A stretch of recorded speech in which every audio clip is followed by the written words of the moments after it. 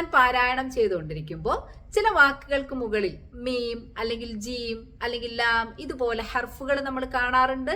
അലാമാത്തുൽ വഖഫാണ് അത് എന്ന് നമുക്കറിയാം. അതിൽ തന്നെ ലാം എന്ന അക്ഷരം ഡു നോട്ട് സ്റ്റോപ്പ് അല്ലെങ്കിൽ നിർത്താൻ പാടില്ല എന്നതാണ് അതുകൊണ്ട് ഉദ്ദേശിക്കുന്നത് എന്ന് ഒറ്റ വാക്കിൽ നമുക്ക് അറിയാം.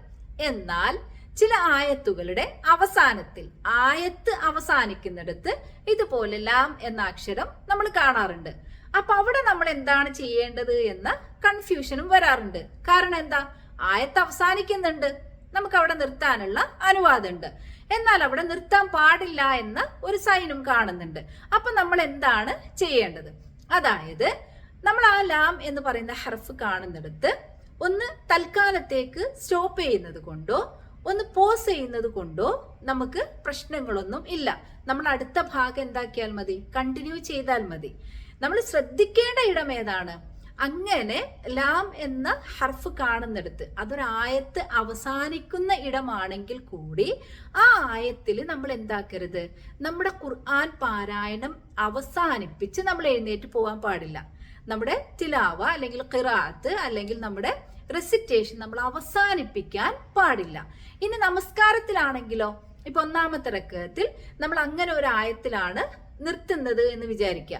ആ ആയത്തിൽ നിർത്തി നമ്മൾ എന്താക്കാൻ പാടില്ല, റുക്കൂഇലേക്ക് പോകാൻ പാടില്ല. അതിന്റെ ബാക്കി ഭാഗവും കൂടി നമ്മൾ പാരായണം ചെയ്യണം.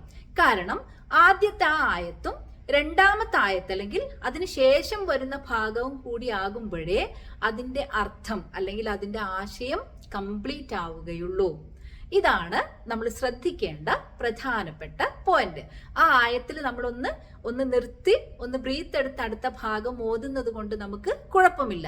ആ ആയത്തിൽ നമ്മൾ എന്താക്കരുത്, നമ്മുടെ ഖിറാഅത്ത് അവസാനിപ്പിക്കരുത്. നമസ്കാരത്തിലാണെങ്കിൽ റുക്കൂഇലേക്ക് പോകരുത്. അതേപോലെ തന്നെ നമ്മൾ ഒരു ദിവസം ഖുർആൻ അങ്ങനെ ഓതാൻ തുടങ്ങുകയാണെന്ന് വിചാരിക്കുക. അങ്ങനെ ഓതാൻ തുടങ്ങുമ്പോഴും ഇങ്ങനെ പോയിട്ട് ഇന്ന ഭാഗത്ത് തുടങ്ങാം എന്ന് പറയുമ്പോൾ തൊട്ട് മുന്നേ ഉള്ള ആയത്തിന്റെ അവസാനത്തിൽ ലാം എന്ന ഹർഫ് കാണുന്നുണ്ട് എങ്കിൽ നമ്മൾ എന്താക്കരുത്, അതിനുശേഷം വരുന്ന ആയത്തിൽ നമ്മുടെ ഖിറാഅത്ത് അല്ലെങ്കിൽ നമ്മുടെ റെസിറ്റേഷൻ സ്റ്റാർട്ട് ചെയ്യാനും പാടില്ല. നമ്മൾ എന്താക്കണം, അതിന് തൊട്ട് മുന്നേ ഉള്ള ആയത്തിൽ നിന്ന് വേണം തുടങ്ങാൻ. കാരണം എന്താണ്, നേരത്തെ പറഞ്ഞതുപോലെ തന്നെ ആ രണ്ട് ഭാഗങ്ങളും അല്ലെങ്കിൽ രണ്ട് ആയത്തുകളും തമ്മിൽ ചേരുമ്പോഴേ അതിന്റെ ആശയം കംപ്ലീറ്റ് ആവുകയുള്ളൂ.